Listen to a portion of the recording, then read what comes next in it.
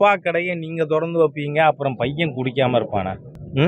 அப்பா கடையை மூடணுமா இல்லையா? டாஸ்மாக் இன்று போதையிலே குழந்தைகள் ஆட்படாமல் பெற்றோர்கள் பார்த்து கொள்ள வேண்டும்.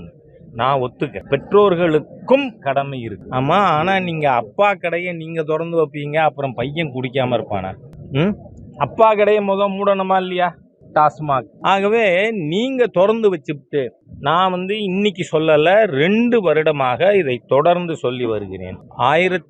2021க்கு முன்னாடி இந்தியாவிலேயே அதிக போதை புழக்கம் இருந்த மாநிலம், most narcotic infested state Punjab.